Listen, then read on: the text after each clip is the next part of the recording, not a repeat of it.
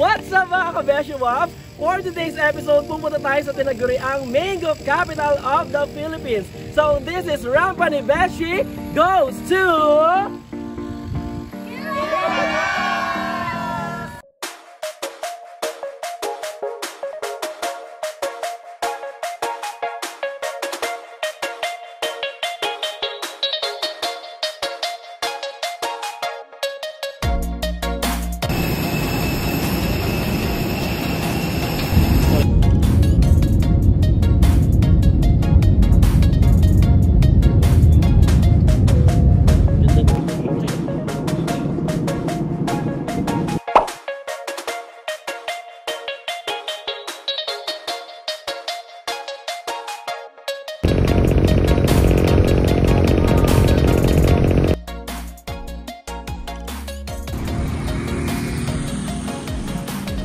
Ayan, syempre, bago tayo mag-travel, bago natin ikutin ang buong Guimaras, kailangan muna natin ng energy. So, kakain muna tayo.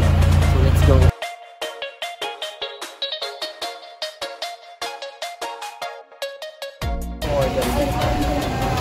So, titipid tayo. So, dito lang muna tayo sa fast food. Mamaya tayo pabalik. Lakad na.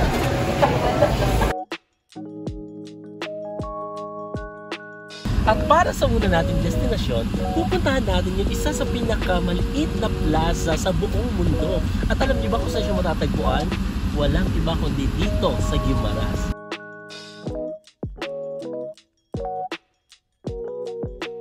Alam niyo ba na ang pinakamaliit na plaza sa buong mundo ay matatagpuan dito mismo sa isla ng Guimaras?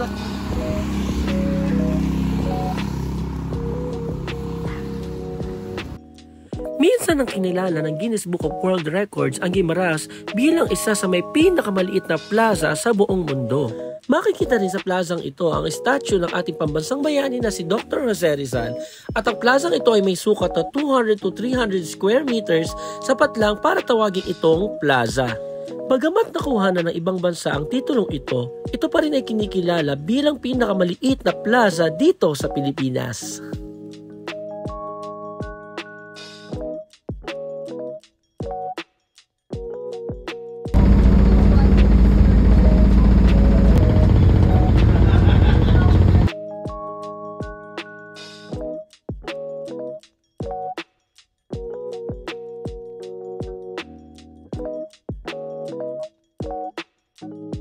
Sa ang Tahi Beach Resort, sa mga pinupuntahan dito sa Guimaras, dito malapit sa GC.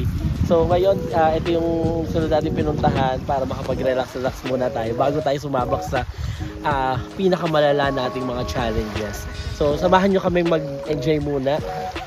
Mag-swimming lang kami. Tara, let's go. Oh my God. Okay mo.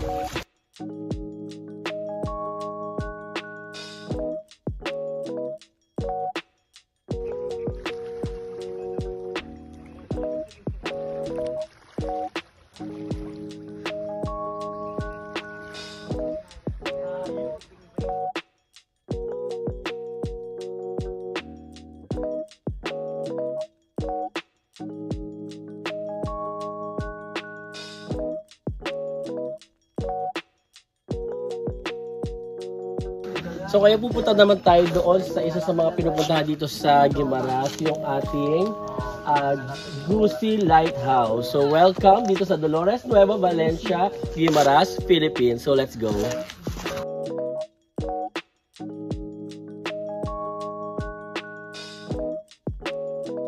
Medyo nakakapagod.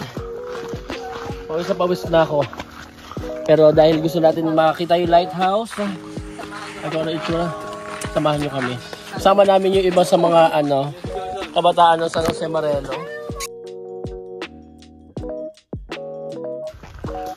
So ngayon nandito na tayo sa historical landmark, yung Gusi Lighthouse Ruins. Ayan. According dito sa nakasulat na nakalagay, Archipelagos Tract in dating Faro de Punta Luzaran. Pangalawa sa pinakamatandang lighthouse dito sa Philippines, sabi nila. No? 1894. Wow, magaling naman. Prefabricated metals from France. the tisa from Portugal and the cement from England. Uy, grabe yung mga materials na ginamit dito guys. Sa ibang bansa pa galing. The Spanish ruin is very visible during night time to guide mariners passing through Guimaras Strait. So, medyo matagal na talaga itong lighthouse. At kung mapapansin nyo, talagang ano na siya, lumang-luma na.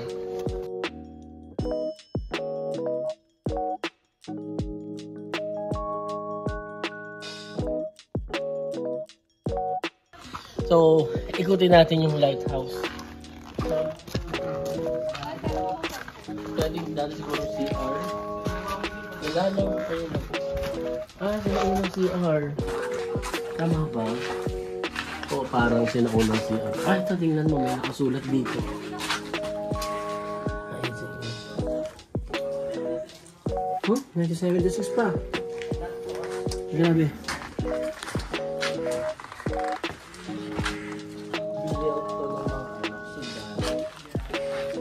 Ayan. So, mayroon ditong wishing well. Ay, may mga naghahagis. Ano kaya ito? Siguro ano to? Kasi diba parang dati pag gero, ano siya? Taguan.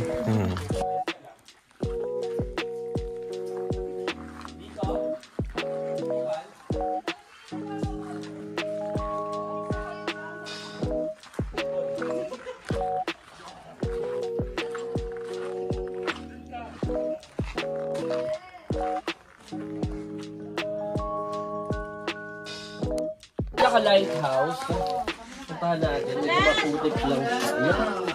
Sobrang luma na, sira-sira na siya, nakakalungkot. Ayun o. Yung pinaka-dating ano, yung unang binilt na ano pa lang. Lighthouse. Ayun na siya.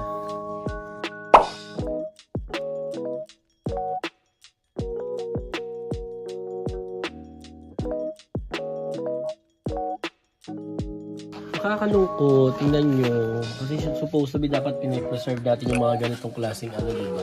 Structure, diba? Pero tingnan nyo, makikita nyo doon sa mga pader nila, may mga sulat-sulat na parang na-vandal na siya.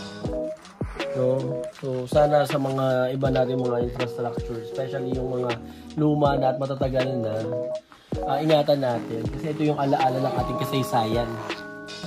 At ang magandahan ito, kahit na lumang-luma na siya at pero makapansin natin, sira-sira na, meron na ngayon bagong lighthouse.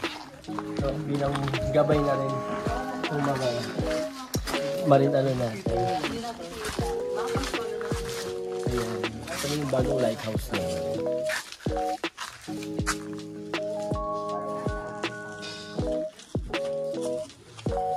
Diba?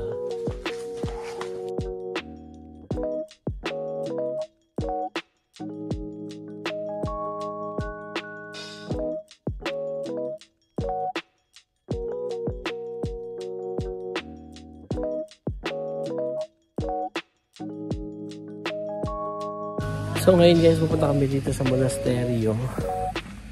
Dito pa rin sa Guimaras. So hindi ko alam kung pwede mag-video dito, pero try po na makapunta. Let's go. Ito na kami sa pinaka-monasteryo.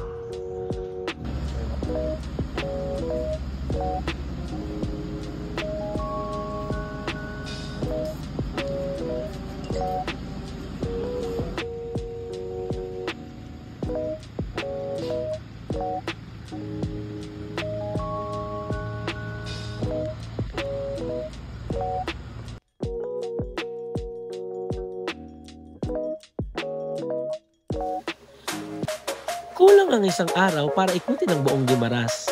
Bawat lugar na aming napuntahan ay sadyang kamangha-mangha at kagilagilalas. Bitin man ang naging biyahe, uuwi kaming baon ang masasayang alaala at mga natutunan sa pagbisita sa napakagandang isla ng Guimaras. Ako po si Borgie at magkita-kita tayong muli sa susunod na Rampa ni Beshi!